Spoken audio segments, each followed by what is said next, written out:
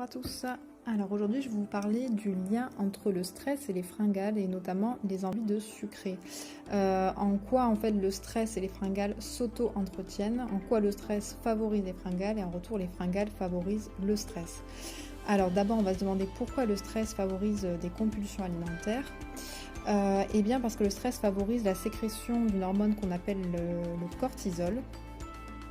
Et cette hormone va favoriser la sécrétion d'une autre hormone qui va s'appeler la gréline et qui est l'hormone de la faim, l'hormone qui va vous donner envie de manger.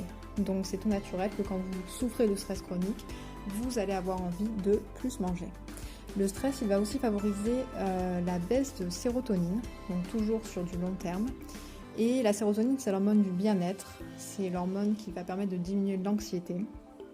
Et en fait, pourquoi vous allez consommer du sucre pour refaire vos stocks de sérotonine?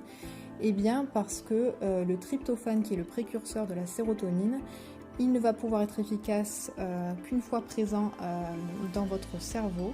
Et pour traverser la barrière hémato-encéphalique et rejoindre votre cerveau, il va avoir besoin de sucre. Donc c'est tout naturellement que vous allez vous diriger vers le sucre.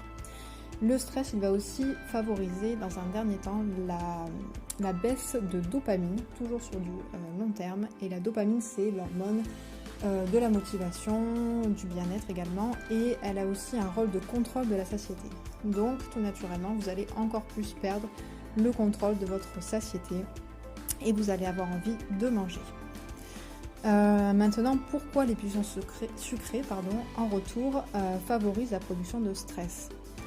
Eh bien parce que quand on a des compulsions alimentaires, on va manger de façon très rapide, on va manger sans avoir vraiment faim, on sent qu'en fait on perd complètement le contrôle de la situation et ça va favoriser beaucoup d'émotions désagréables, donc de la culpabilité, voire même de la honte. Et tout ça, ça va entraîner une perte d'estime de soi sur du long terme qui est vraiment un facteur important de stress. Et ce stress favorise encore plus l'envie de manger pour se sentir mieux, donc c'est un véritable cercle vicieux.